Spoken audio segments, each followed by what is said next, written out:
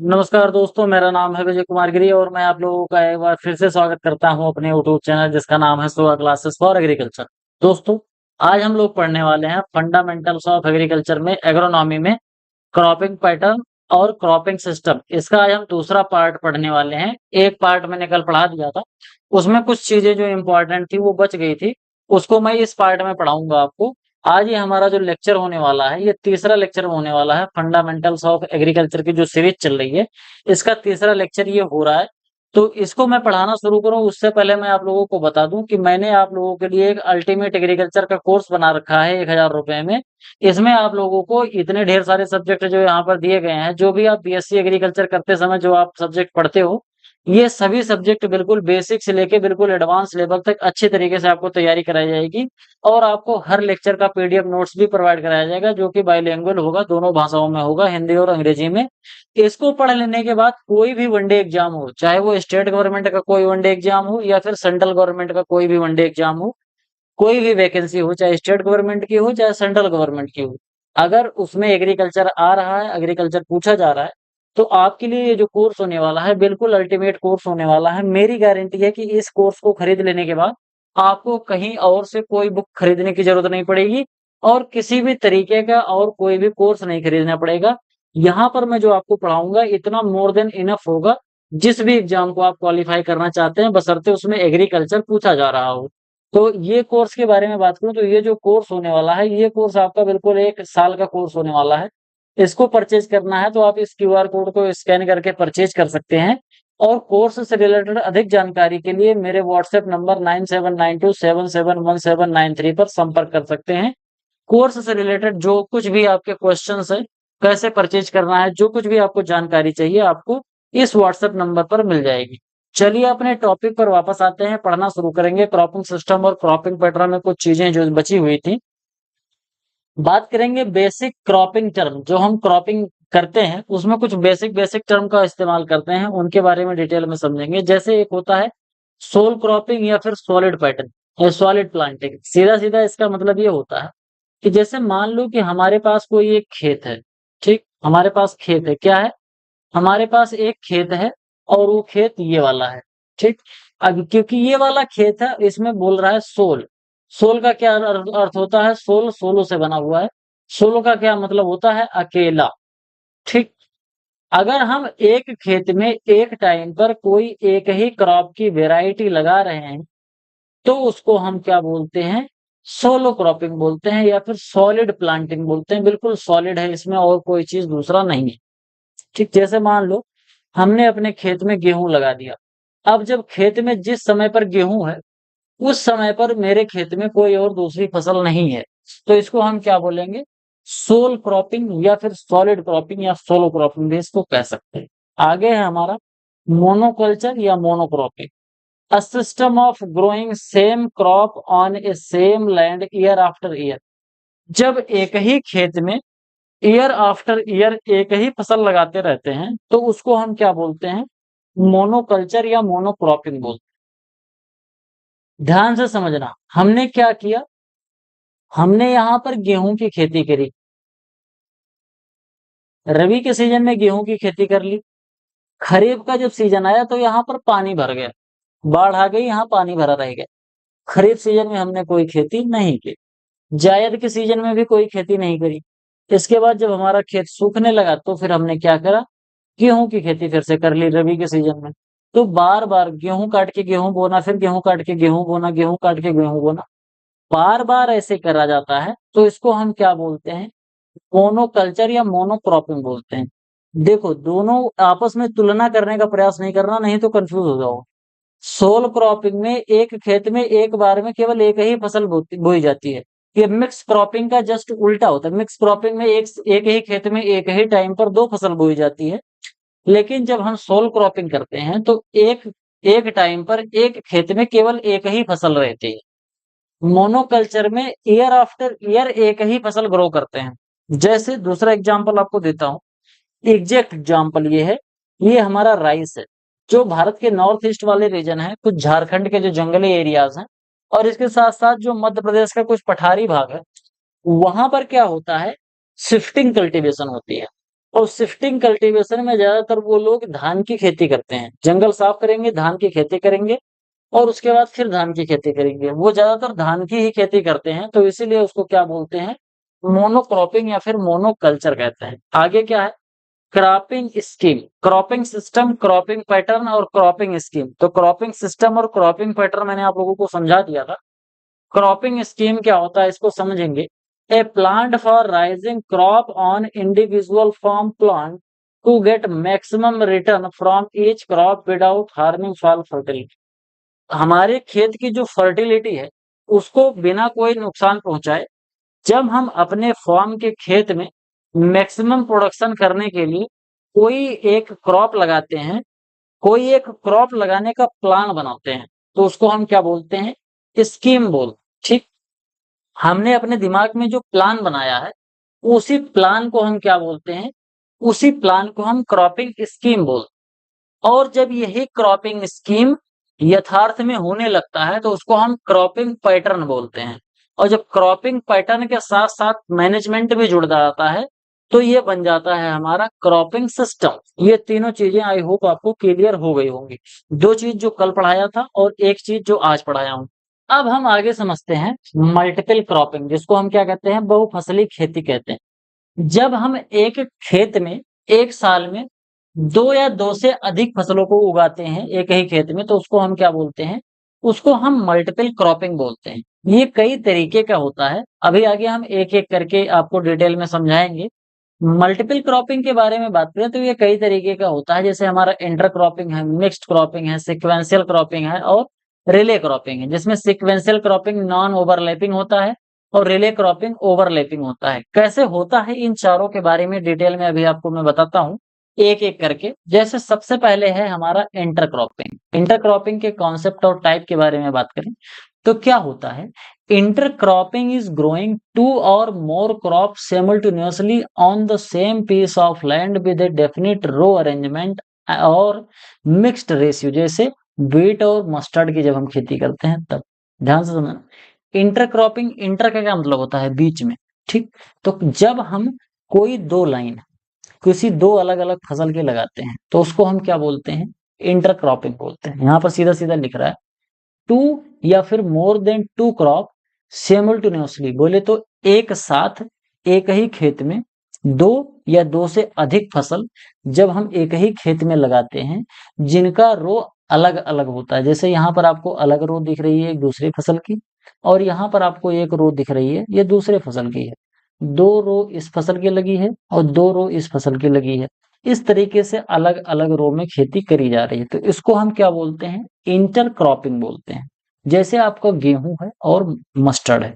गेहूं के बारे में हम एग्जाम्पल में देखें तो हमने क्या किया कि 9 लाइन, 1 2 3 4 5 6 7 8 9, इस तरीके से हमने 9 लाइन किसकी खेती कर ली, 9 लाइन हमने खेती कर ली गेहूं की। इसके बाद एक लाइन हमने क्या लगा दिया, सरसों लगा दी। इधर भी हमने क्या कर दिया, एक लाइन सरसों की खेती कर दी।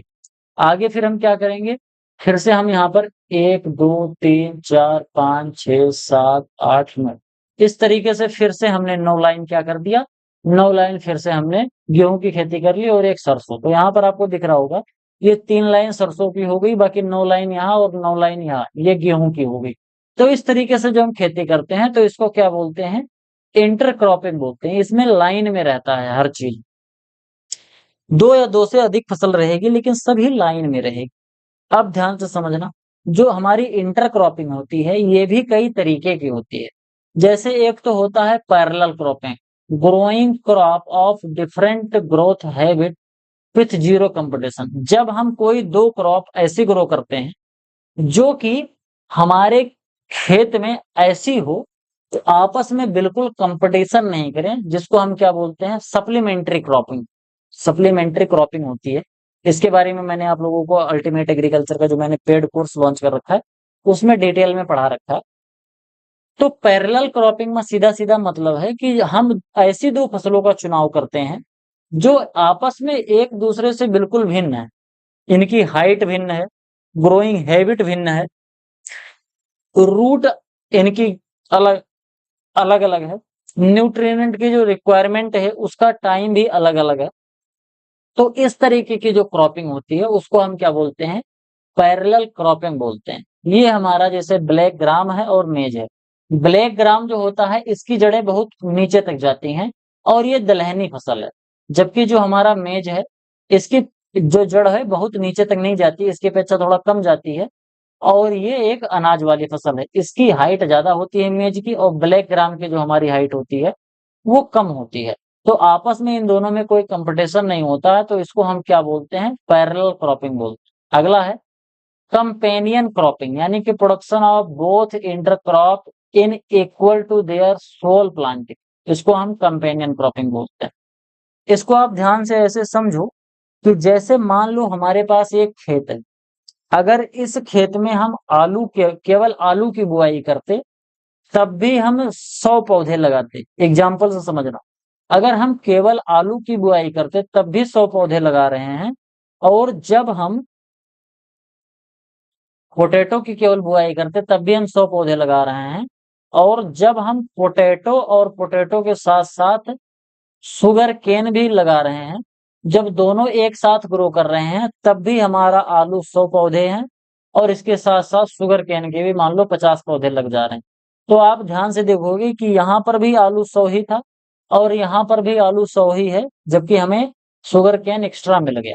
तो हमारी जो मेन क्रॉप है, सोल क्रॉप जो है, उसके यील्ड में कोई प्रभाव नहीं पड़ रहा है। जितना पहले प्रोडक्शन इसमें आलू का होता था उतना ही प्रोडक्शन आलू का यहाँ भी हो रहा है, और एक्स्ट्रा रूप से हमको शुगर केन का प्रोडक्शन भी मिल जा रहा है। तो ये क्या है, हमारा कंपेनियन क्रॉपिंग। अगला है मल्टी स्टोरेड क्रॉपिंग, जिसको क्या बोलते हैं, बहुमंजिला फसल। जब हम एक ही खेत में अलग अलग ऊंचाई की फसल एक साथ बोते हैं तो उसको हम क्या बोलते हैं, बहुमंजिला फसल। जैसे सबसे पहले तो हमने क्या बो दिया, हमने बो दिया अनानास, क्या बो दिया, पाइनएप्पल, पाइनएप्पल बो दिया। पाइनएप्पल के साथ साथ हमने क्या कर दिया, पपाया लगा दिया। पपाया के साथ साथ हमने क्या लगा दिया, कोकोनट लगा दिया। और कोकोनट के साथ साथ क्या लगा दिया, ब्लैक ब्लैक पेपर लगा दिया। तो 1 2 3 4, ये 4 फसलें हमने एक ही खेत में ग्रो कर दी। अब अगर ध्यान से देखोगे तो आपको जो पाइन एप्पल है वो जमीन में रहेगा और थोड़ी सी छोटी सी हाइट होगी, वो ज्यादा से ज्यादा अपना 30 सेंटीमीटर के ऊपर जाता है, इससे ऊपर नहीं जाता है। 30 सेंटीमीटर, 40 सेंटीमीटर। फिर जो हमारा पपाया है वो इतना ऊपर तक जाएगा, कोकोनट जो हमारा है वो इतना ऊपर तक जाएगा। इस तरीके से तीनों की हाइट अलग अलग होगी। और जो हमारा ब्लैक पेपर है ये इसी कोकोनट के पौधे पर ऐसे लता के नुमा, क्योंकि ये वाइन होती है तो इस तरीके से चढ़ जाएगा। तो कितना हो गया, 1 2 3 और 4 फसलें हमने लगा दी एक ही खेत में एक ही टाइम पर। इनकी हाइट अलग अलग है, तो इसको हम क्या बोलते हैं, मल्टी स्टोरेज क्रॉपिंग बोलते हैं। अगला है सिनर्जिक क्रॉपिंग। क्या होता है, yield of both crop are higher than their pure crop. ध्यान से समझना, अगर हम केवल शुगर केन की क्रॉप लगाते तो मान लो हमको प्रोडक्शन मिलता 100 किलोग्राम। अगर हम केवल पोटैटो की खेती करते तो हमको मान लो प्रोडक्शन मिलता 100 किलोग्राम। ये अकेले अकेले का है।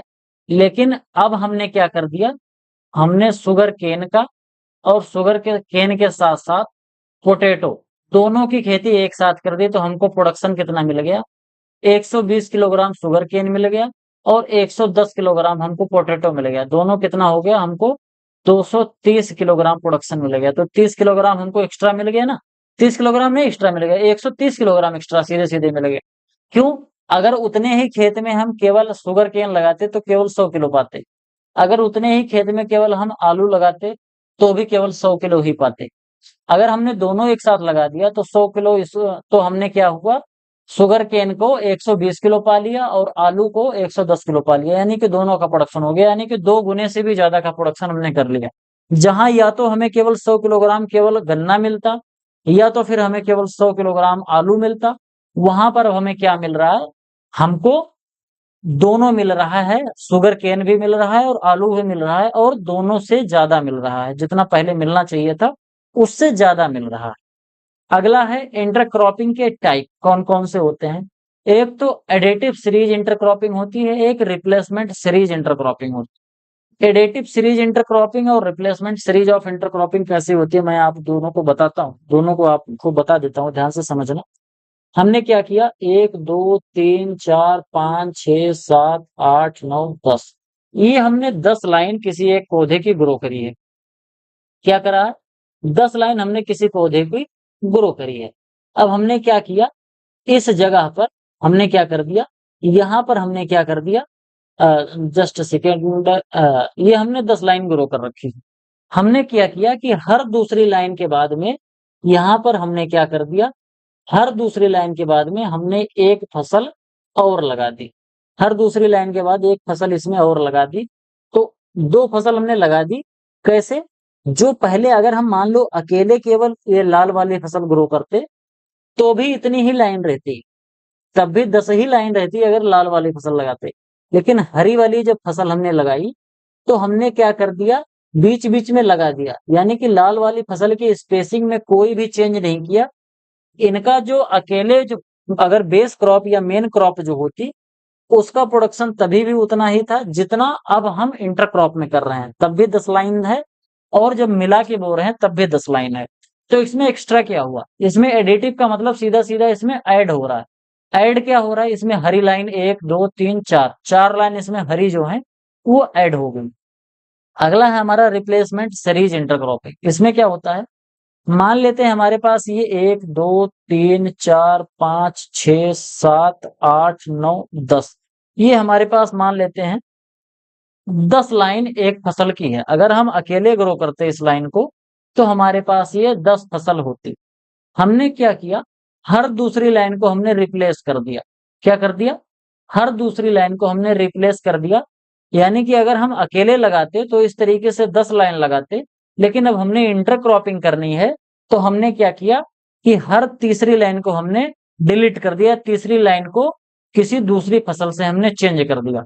तो यहाँ पर आप देखोगे तो जो टोटल लाइन थी वो कितनी है, अभी भी 10 ही है, लेकिन यहाँ 10 में 4 अलग से जुड़ गई, तो इसमें अलग से जुड़ रही थी इसलिए एडिटिव है, और यहाँ पर हरी लाइन को लाल लाइन से रिप्लेस कर दिया जा रहा है, इस वजह से इसको रिप्लेसमेंट सीरीज बोलते हैं। Both crop R component crop and neither it condition in consider the main crop, the plant population of the both crop is less than their recommended population in pure standard। Pure standard में मान लो यहाँ 10 line होनी चाहिए थी हरे की, तो कितनी है इस समय, 2 2 4 2 6, एक साथ ही लाइन केवल रह गई। और अगर केवल लाल रहता तो 10 रहता, लेकिन वो भी 3 हो गई, तो यानी कि दोनों घट रहे हैं, और इसमें एक नहीं घट रहा है, 10 पहले ही था, 10 अब भी है, और इसमें 4 लाइन अलग से ऐड हो गई हैं। तो ये एडिटिव सीरीज होता है और ये रिप्लेसमेंट सीरीज होता है।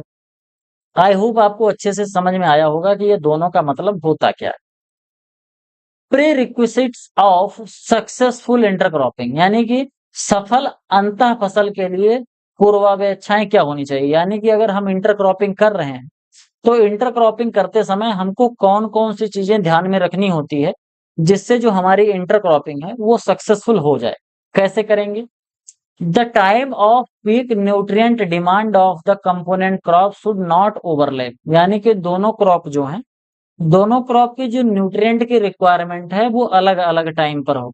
जैसे कोई फसल है जो कि सोइंग के 30 से 40 दिन बाद न्यूट्रिशनल रिक्वायरमेंट बहुत ज्यादा होती है, और उसके साथ साथ जो हमने दूसरी फसल लगा रखी है उसकी जो न्यूट्रिशनल रिक्वायरमेंट है वो 50 से 70 दिन की जब हो जाती है फसल, तब इसकी न्यूट्रिशनल रिक्वायरमेंट बढ़ती है। तो 30 से 40 दिन जब ये फसल रहेगी तब इसको न्यूट्रिएंट देगा, और जैसे 50 से 70 दिन आएगा तब इसको न्यूट्रिएंट दे देगा। तो न्यूट्रिएंट की डिमांड दोनों की अलग अलग है। जैसे अभी 2 लोग खाने बैठ जाओ और मम्मी रोटी बना रही हूँ, तो 2 लोगों की रोटी मम्मी एक बार में पूरा नहीं कर पाएंगे, तो क्या होता है, पहले तुम खा लो फिर तुम खा लो, इस तरीके से काम हो जाता है। Competition for light water and carbon dioxide should be minimal, यानी कि जो भी चीजें हैं, जो भी रिसोर्सेस पौधा यूज करता है अपने ग्रोथ के लिए, उसको यूज करने में दोनों पौधे आपस में कम से कम कंपटीशन करें, चाहे वो लाइट को लेकर, चाहे पानी को लेकर, चाहे कार्बन डाइऑक्साइड को लेकर, चाहे स्पेस को लेकर, चाहे न्यूट्रिएंट को लेकर, हर तरीके से कम कंपटीशन करें, तभी हम सक्सेसफुल इंटरक्रॉपिंग कर सकते हैं।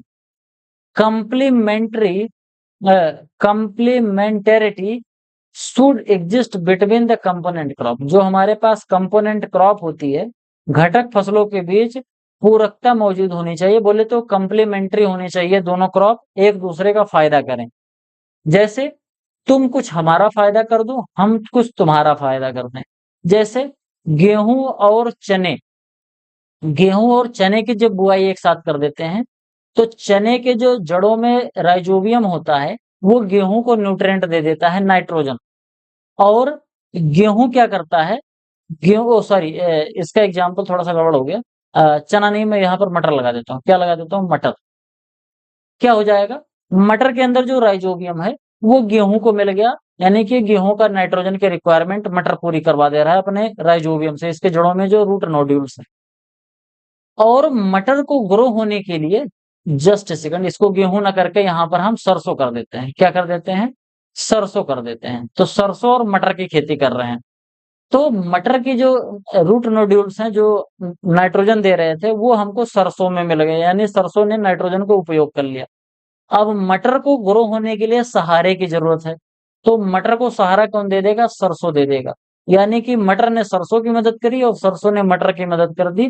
तो अगर इस तरीके से दोनों क्रॉप हैं, दोनों एक दूसरे के लिए कंप्लीमेंट्री हैं, पूरक का काम कर रही हैं, तो इस तरीके की क्रॉप सक्सेसफुली इंटरक्रॉप के माध्यम से ग्रो करी जा सकती है। अगला है the difference in the maturity duration of the crop should B at least 30 days. यानी कि मैच्योरिटी जो होती है, इन दोनों फसलों की मैच्योरिटी का जो टाइम होना चाहिए, कम से कम 30 दिन का अंतर होना चाहिए।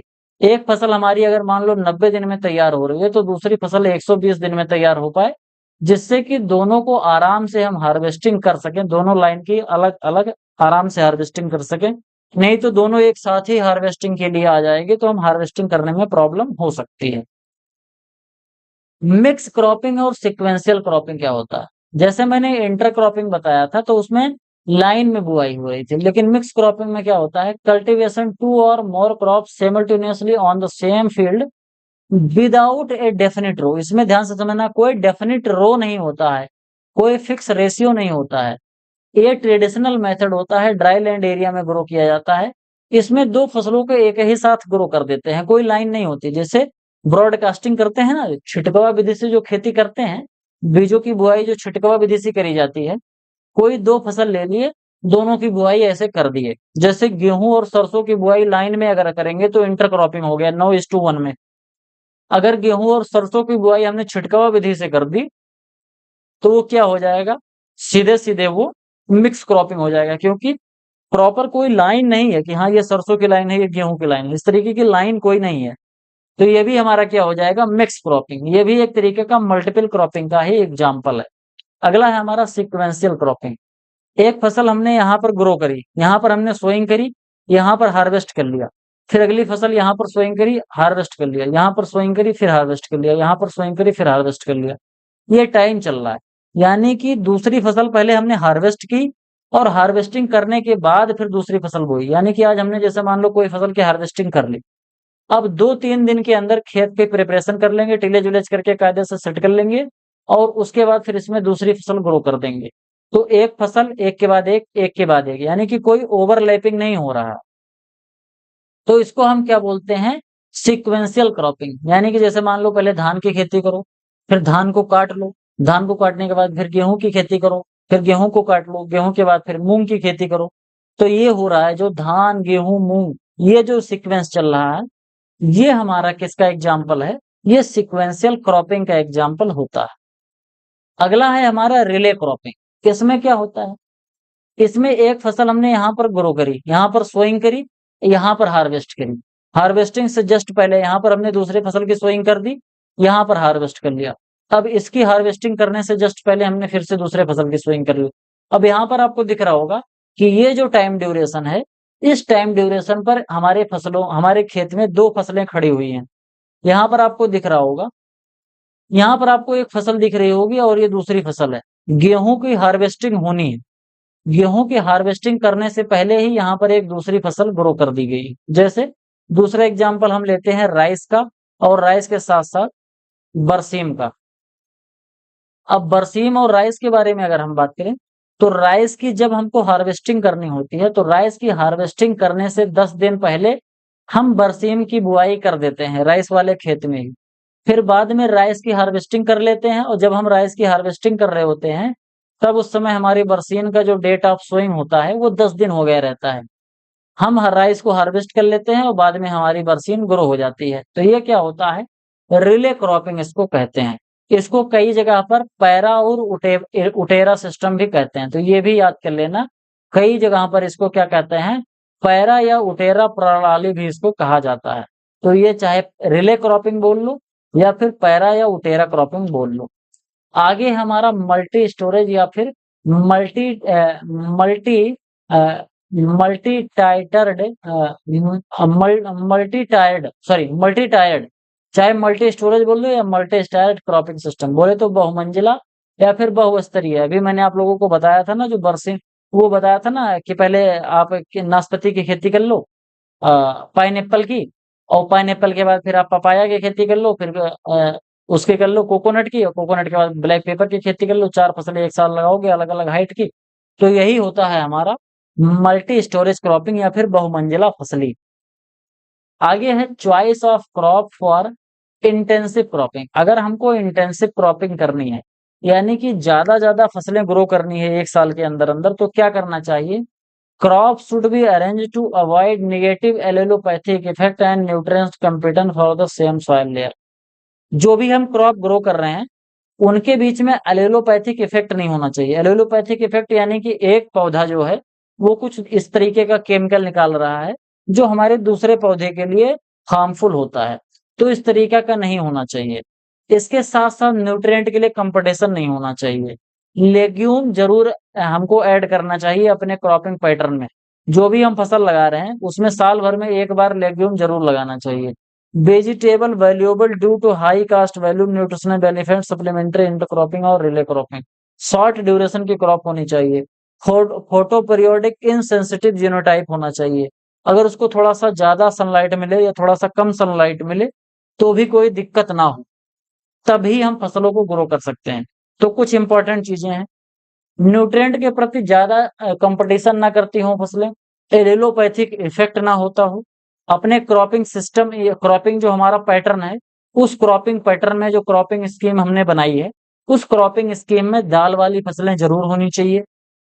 2-3 फसल अगर हम ग्रो कर रहे हैं तो उसमें 1-2 फसलें ज्यादा गहरी जड़ वाली होनी चाहिए, 1-2 फसलें कम गहरी जड़ वाली होनी चाहिए, और जो फसलें होनी चाहिए वो शॉर्ट ड्यूरेशन की होनी चाहिए। अगर शॉर्ट ड्यूरेशन की फसल होगी तो एक साल के अंदर हम 3 या 4 फसल लगा सकते हैं।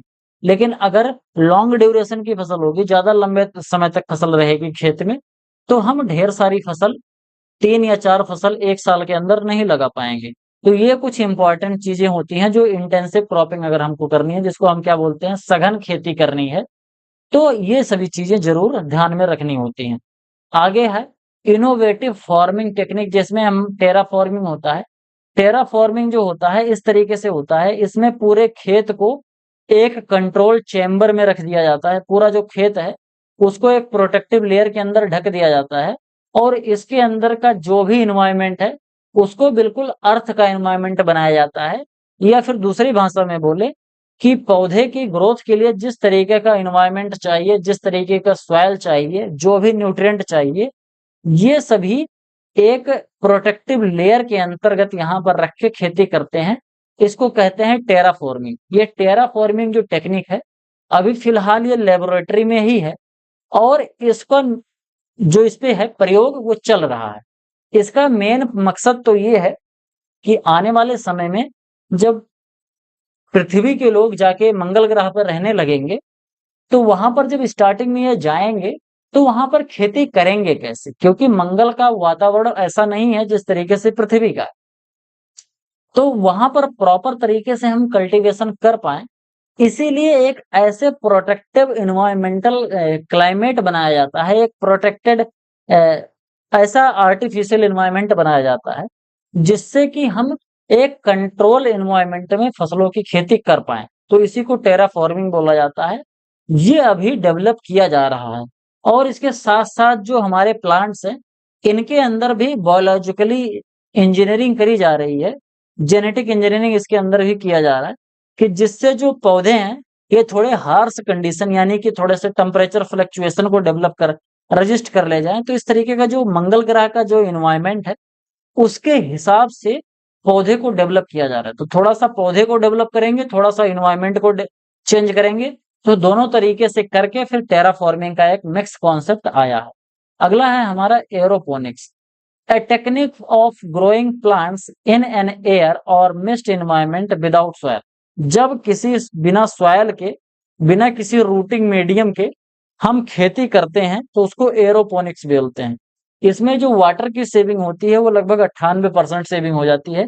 जहां पर हमको 100 लीटर पानी देना था वहां पर हम केवल 2 लीटर पानी में काम चला सकते हैं। जहां पर हमको 100 किलोग्राम फर्टिलाइजर देना था वहां पर हम केवल 40 किलोग्राम फर्टिलाइजर देंगे। जहां पर पेस्टिसाइड हमको देना था वहां पर हम टोटल पेस्टिसाइड अपना बचा लेंगे, बोले तो हमको पेस्टिसाइड देना ही नहीं पड़ेगा। ये नासा में इस समय पर थोड़ा सा इस पर रिसर्च चल रही है एरोपोनिक्स के बारे में। यहाँ पर आप ध्यान से देखोगे तो ये कंट्रोल क्लाइमेट है। यहाँ पर ये क्या है, एक कंट्रोल चेम्बर है, ये अंदर से बिल्कुल एयर टाइट चेम्बर है। एयर टाइट चेम्बर में यहाँ पर एक वाटर पंप है जिसको यहाँ से इलेक्ट्रिसिटी दी जा रही है कि पंप चल पाए। और यहाँ पर क्या है, यहाँ पर पानी भरा हुआ है। अब इसी पानी में पौधे को जो भी चीजें चाहिए, पौधे को न्यूट्रिएंट चाहिए होता है। जड़ से पौधा पानी लेता है और न्यूट्रिएंट लेता है। तो यहाँ पर हर न्यूट्रिएंट को पानी में घोल दिया जाता है और पंप चलाया जाता है। जब ये पंप चलता है तो यहाँ पर ये नोजल लगे हुए हैं और इन्हीं नोजल से फव्वारा निकलता है, मिस्ट निकलता है। तो ये जो मिस्ट निकलेगा यानी कि एक तरीके से ऐसे फुहारा निकलता है। ये जो फुहार होती है ये पौधे की यहाँ पर जो जड़ है इसी जड़ के पास फुहार बराबर चलती रहती है। तो पौधा उसी फुहार वाले जो फुहार होता है वो पौधे की जड़ पर जाके चिपक जाता है और पौधे की जो जड़ होती है उसको अपने अंदर एब्जॉर्ब कर लेती है। तो पानी भी मिल जाता है पौधे को और इसके साथ साथ जो न्यूट्रिएंट चाहिए, क्योंकि पानी में न्यूट्रिएंट भी घुला हुआ है तो वो भी मिल जाएगा। तो नीचे से तो पौधे को पानी और न्यूट्रिएंट चाहिए था वो मिल गया और ऊपर से हवा और जो प्रकाश चाहिए था वो तो उसको एनवायरनमेंट से मिल ही जाएगा। तो इस तरीके की जो खेती करने का सिस्टम होता है उसको एरोपोनिक्स बोलते हैं। एक हमारा हाइड्रोपोनिक्स होता है, उसमें जल में खेती करते हैं। वहां पर आप क्या करोगे, इसको हटा दो, पानी का जो लेवल है पानी के लेवल को बढ़ा के यहाँ तक ले आओ। अब क्या होगा कि जो भी न्यूट्रिएंट पौधे को चाहिए हर न्यूट्रिएंट पानी में घोल दोगे और पौधे की जो जड़ें होंगी वो पानी में तैरती रहती हैं। जैसे आप लोगों ने मनी प्लांट देखा होगा, मनी प्लांट में क्या करते हैं, थोड़ा सा उसमें शर्करा या कार्बोहाइड्रेट का थोड़ा सा घोल डाल देते हैं, चीनी का घोल भी कई बार डाल देते हैं लोग, हल्का सा घोल बना के, और एक बोतल रख देते हैं पानी का, उसी पानी के बोतल में मनी प्लांट डाल देते हैं। तो वो पौधा अपना ग्रो होता रहता है, छांव में ग्रो होता रहता है, घर के अंदर रहता है मनी प्लांट। तो यहाँ पर कोई रूटिंग मीडियम नहीं होता है, यहाँ पर केवल जल ही रहता है, उसी जल से मिलता है। तो ये एक हाइड्रोपोनिक्स होता है। तो आई होप आपको समझ में आया होगा, टेराफॉर्मिंग, एरोपोनिक्स और एक हाइड्रोपोनिक्स होता है।